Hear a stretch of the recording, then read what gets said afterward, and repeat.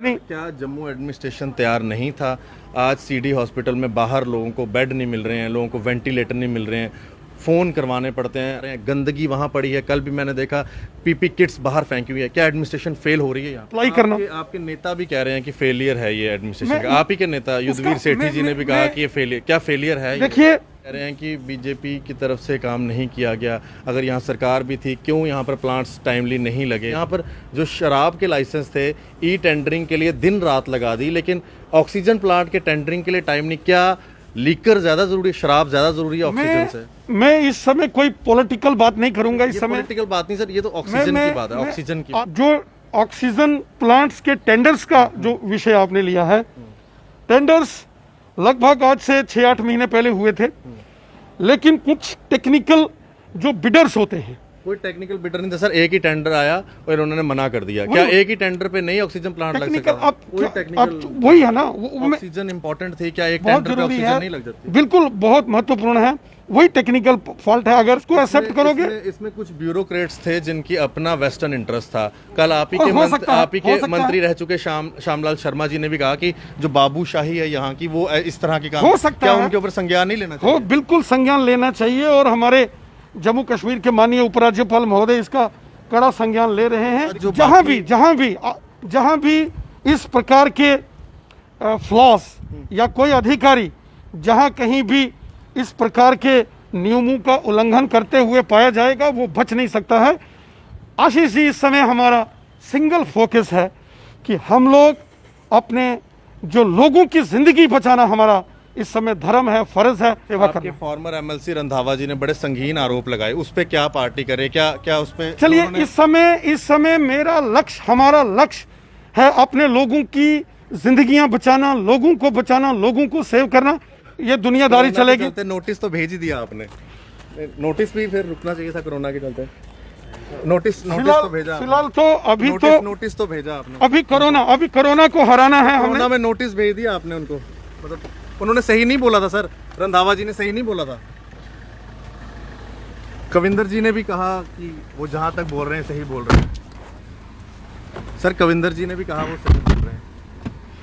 आज कोरोना महामारी के उन्होंने कहा कि खाली शब्द गलत बोले, लेकिन उन्होंने बात सही कही। सही इल्जाम लगाए माइनिंग को लेकर। जो अभी मेरे को मेडिकल कॉलेज जाना है, 2 लोगों को माइनिंग को लेकर हो रहा है, सही है जो उन्होंने कहा इलीगल माइनिंग को लेकर। सर इलीगल माइनिंग को लेकर जो कहा सही है। अभी कोरोना वायरस को हराना है, लोगों की जिंदगी बचानी है। अभी तो मेरा मिशन है कि मैं पहले लोगों को बचाऊंगा, फिर अगर रंधावा जी को नहीं बचाएंगे, रंधावा जी को बचाएंगे, रंधावा जी को बचाएंगे, रंधावा जी को बचाएंगे। लॉकडाउन में सब कुछ हुआ बंद, मगर हम आपकी तैयारी नहीं होने देंगे बंद।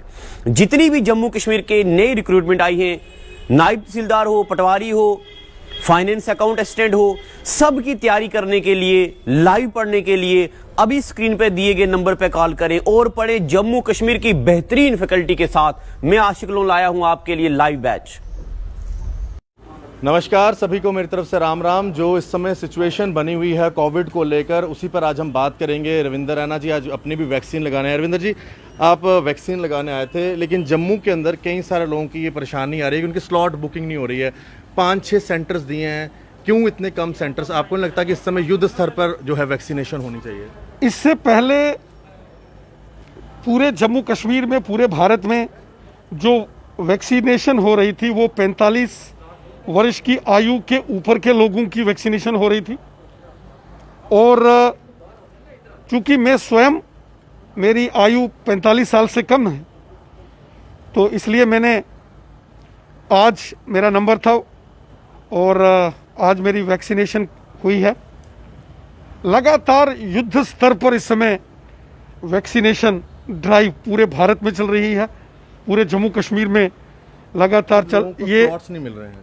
अभी आप देखो, यहाँ लगातार सुबह से गांधीनगर हो, त्रिकुटा नगर हो, कैनाल रोड हो, जहाँ जहाँ भी ये जो वैक्सीनेशन सेंटर्स बने हैं, वहाँ वैक्सीन चल रही है।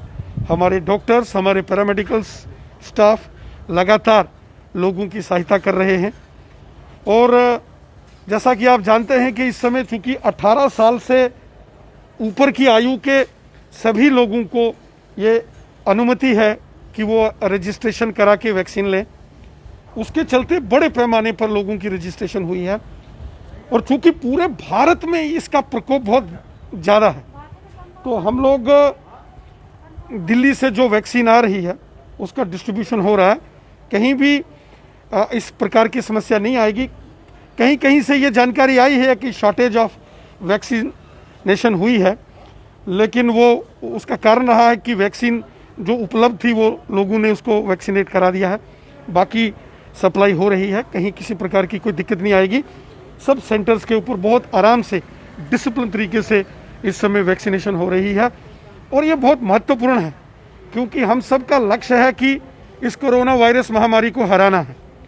माननीय प्रधानमंत्री मोदी जी ने कहा, बार बार कहा, 2 गज की दूरी, मास्क है जरूरी, हमको भीड़ भाड़ के एरिया से दूर रहना है, गेट टुगेदर्स नहीं होना है, हमको अपने आप को बचाना है। अपने आप को हम बचाएंगे तो देश और समाज के प्रति हम अपनी जिम्मेवारियों का निर्वाह कर पाएंगे।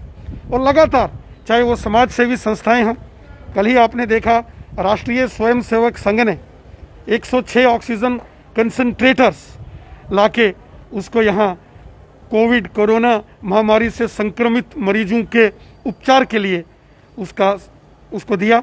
उसी प्रकार सेवा भारती हो, भारतीय जनता पार्टी के कार्यकर्ता भी लगातार सेवा कार्यों में लगे हैं।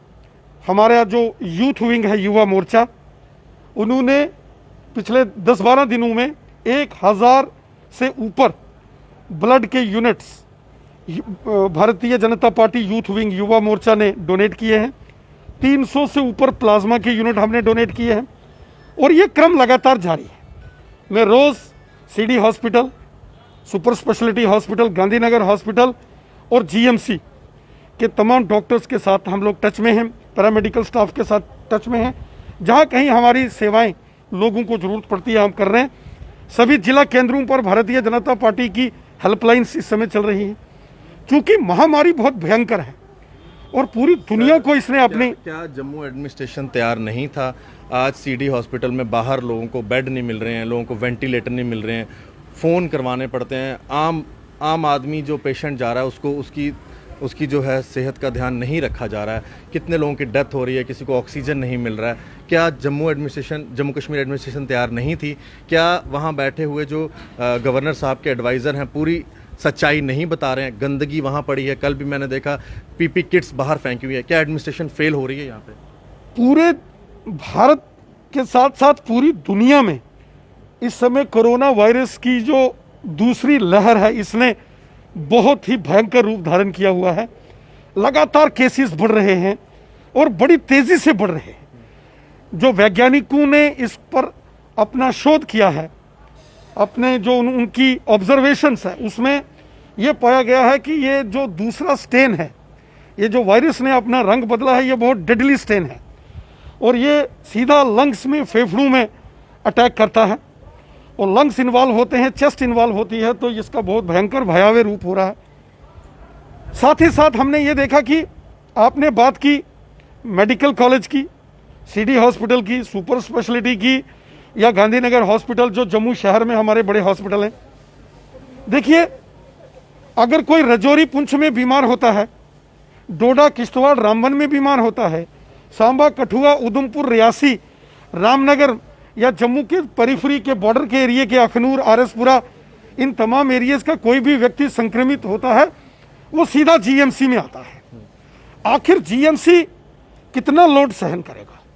इसलिए बीच बीच में हम ये देखते हैं कि समस्या आती है, लेकिन फिर भी लगातार ऑक्सीजन की सप्लाई करना। आपके नेता भी कह रहे हैं कि फेलियर है ये एडमिनिस्ट्रेशन का। आप ही के नेता युद्धवीर सेठी जी ने भी कहा कि ये फेलियर, क्या फेलियर है? देखिए, मैंने जो आपको पहले बात कही, हमारे जो पेरिफेरी का हॉस्पिटल्स हैं, सपोज करो आज जो रजौरी का मेडिकल कॉलेज है, जो रजौरी और पुंछ डिस्ट्रिक्ट्स, 2 डिस्ट्रिक्ट्स को कैटर करता है, माननीय प्रधानमंत्री जी ने जो दिशा निर्देश दिए, उसके बाद जो डीसी रजौरी हैं श्री राजेश श्रवण जी, उन्होंने बड़ी मेहनत की और पिछले 2 दिन से रजौरी में ऑक्सीजन प्लांट ने काम करना शुरू कर दिया।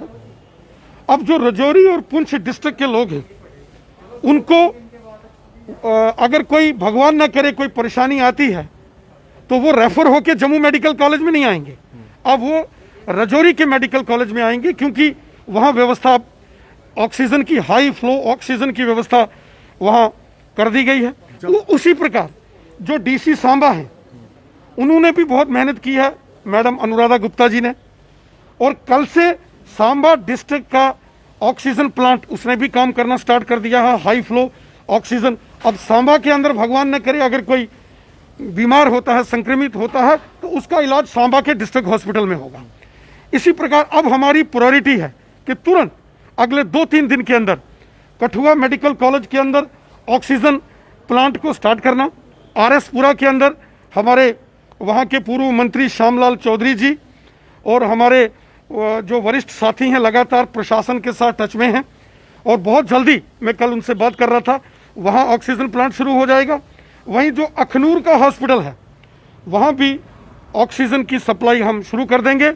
ऑक्सीजन प्लांट उधमपुर हो, रियासी हो। जीएमसी में प्लांट नहीं लग पाया, क्यों? नहीं, अब स्टार्ट हो गया है। प्लांट नहीं है, वो टैंक अब वहाँ की व्यवस्था कर दी गई है। ये सारी चीज़ें जो कमियां हैं वो दूर कर रहे हैं, साथ साथ अल्टरनेटिव अरेंजमेंट्स भी पूरे तरीके से हमने रखे हैं। आप लोग भी, मीडिया के लोग भी, आशीष जी आप भी इन सारी चीज़ों को उजागर करते हो। जहाँ कहीं भी किसी प्रकार की कमियां हैं उनको हम यही कह रहे हैं कि बीजेपी की तरफ से काम नहीं किया गया। अगर यहाँ सरकार भी थी, क्यों यहाँ पर प्लांट्स टाइमली नहीं लगे? क्या बीजेपी को टाइमली काम नहीं करना चाहिए? यहाँ पर जो शराब के लाइसेंस थे, ई टेंडरिंग के लिए दिन रात लगा दी, लेकिन ऑक्सीजन प्लांट के टेंडरिंग के लिए टाइम नहीं। क्या लीकर ज्यादा जरूरी, शराब ज्यादा जरूरी है ऑक्सीजन से? मैं इस समय कोई पॉलिटिकल बात नहीं करूंगा। इस समय पॉलिटिकल बात नहीं सर, ये तो ऑक्सीजन की बात है। ऑक्सीजन की आरोप प्रत्यारोप की बात आई है। मैं इस समय किसी प्रकार के आरोप प्रत्यारोप में नहीं जाऊंगा कि 70 साल किन लोगों की सरकारें थी, 70 साल यहाँ कौन लोग थे। हाँ, हमारा इस समय फोकस है कि अधिक से अधिक अच्छी बेटर फैसिलिटीज लोगों को मिले। वार फुटिंग पर, युद्ध स्तर पर इस समय ऑक्सीजन की सप्लाई तमाम हॉस्पिटल्स में हो। अगर कहीं ऑक्सीजन प्लांट नहीं है तो वहाँ ऑक्सीजन के टैंकर्स की व्यवस्था करके हम लोग वो सारे हल निकाल रहे हैं।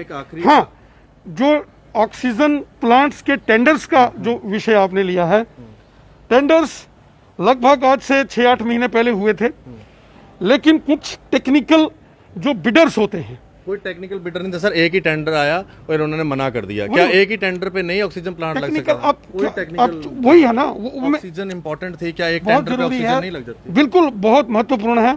वही टेक्निकल फॉल्ट है। अगर एक कोई टेंडर डालते हो तो फर्स्ट अटेम्प्ट में अगर सिंगल टेंडर आता है तो अगर आप उसको एक्सेप्ट करोगे। इसमें कुछ ब्यूरोक्रेट्स थे जिनकी अपना वेस्टर्न इंटरेस्ट था। कल आप ही के मंत्री रह चुके श्यामलाल शर्मा जी ने भी कहा कि जो बाबूशाही है यहाँ की, वो इस तरह की काम हो सकता है। क्या उनके ऊपर संज्ञान नहीं लेना चाहिए? बिल्कुल संज्ञान लेना चाहिए, और हमारे जम्मू कश्मीर के माननीय उपराज्यपाल महोदय इसका कड़ा संज्ञान ले रहे हैं। देखिए, कोई भी वो तो काम कर रहे हैं दिन रात, लेकिन क्यों उनके साथ जो जहां भी इस प्रकार के फ्लॉस या कोई अधिकारी जहां कहीं भी इस प्रकार के नियमों का उल्लंघन करते हुए पाया जाएगा, वो बच नहीं सकता है। आशीष जी, इस समय हमारा सिंगल फोकस है कि हम लोग अपने जो लोगों की जिंदगी बचाना हमारा इस समय धर्म है, फर्ज है, कर्तव्य है। मैं यहाँ वैक्सीनेशन करने के तुरंत बाद सीधा मैं सुपर स्पेशलिटी हॉस्पिटल जा रहा हूँ। कुछ लोगों को ब्लड की ज़रूरत है, CD हॉस्पिटल में 2 लोगों को प्लाज्मा की ज़रूरत है। हमारे यूथ वर्कर्स को लेके मैं सीधा वहाँ हॉस्पिटल जा रहा हूँ, क्योंकि हमारा भी इस समय लक्ष्य है लोगों को बचाना, लोगों की सेवा करना। फॉर्मर MLC रंधावा जी ने बड़े संगीन आरोप लगाए, उस पे क्या पार्टी करे? क्या उस पे? चलिए, इस समय मेरा लक्ष्य, हमारा लक्ष्य है अपने लोगों की जिंदगियां बचाना, लोगों को बचाना, लोगों को सेव करना, कोरोना को हराना। इस समय युद्ध स्तर पर हमारा लक्ष्य है, और अपने लोगों की जिंदगी बचेगी तो ये दुनियादारी चलेगी। नोटिस तो भेज ही दिया आपने, नोटिस भी फिर रुकना चाहिए था कोरोना के चलते। नोटिस तो भेजा फिलहाल तो अभी तो नोटिस तो भेजा आपने। अभी कोरोना को हराना है हमने। में नोटिस भेज दिया आपने उनको, मतलब उन्होंने सही नहीं बोला था सर, रंधावा जी ने सही नहीं बोला था। कविंदर जी ने भी कहा कि वो जहां तक बोल रहे हैं सही बोल रहे हैं। सर कविंदर जी ने भी कहा वो सही बोल रहे हैं। आज कोरोना उन्होंने कहा महामारी कि- के उन्होंने ऊपर कहा कि खाली आज शब्द गलत बोले, लेकिन उन्होंने बात सही कही है। आज आशीष जी, इस समय हम कोरोना वायरस महामारी के विरुद्ध एक जंग लड़ रहे हैं और आप भी उस महत्वपूर्ण जंग का एक रंधावा जी हिस्सा ने है। सही इल्जाम लगाए माइनिंग को लेकर जो हो अभी रहा है। मेरे को मेडिकल कॉलेज जाना है, 2 लोगों जो को ब्लड माइनिंग को लेकर हो रहा है सही है, जो उन्होंने कहा इलीगल माइनिंग को लेकर। सर इलीगल माइनिंग को लेकर जो कहा सही है। अभी सही कहा। कोरोना वायरस को हराना है, लोगों की जिंदगी बचानी है। अभी तो मेरा मिशन है कि मैं पहले लोगों को बचाऊंगा, फिर अगर कहीं- रंधावा जी को नहीं बचाएंगे, रंधावा जी को बचाएंगे। कल रविंदर रैना जी से बात हो रही थी, जो खुद तो वैक्सीन लगाने आए थे, लेकिन बड़े सारे लोगों को इस समय वैक्सीन के लिए स्लॉट नहीं मिल रहे हैं। लेकिन सबसे बड़ी बात यह है कि इस समय हालात जो हैं कोरोना को लेकर सही नहीं है। मैं चाहूँगा गवर्नर साहब, अगर ऐसे कोई बाबूशाह है यहाँ पर जो काम सही तरीके से नहीं करे, उन पर संज्ञान होना चाहिए। जो रविंदर जी ने भी कहा, रंधावा जी के ऊपर उन्होंने कोई भी जवाब नहीं दिया। जो रंधावा जी ने लगातार संगीन आरोप लगाए हैं, कोरोना की लगातार बात की है, यानी कि कोरोना काल में उन्होंने कहा कि वो कुछ किसी इस तरह की बात के ऊपर बात नहीं करेंगे। लेकिन हाँ, कोरोना काल के चलते रंधावा जी को नोटिस ज़रूर सर्व कर दिया जाएगा, नोटिस उनको भेज दिया जाएगा। देखते रहिए जेके मीडिया। आशीष कोहली, कैमरामैन अशोक चलोत्रा जी के साथ जेके मीडिया के लिए धन्यवाद। जय हिंद, राम राम।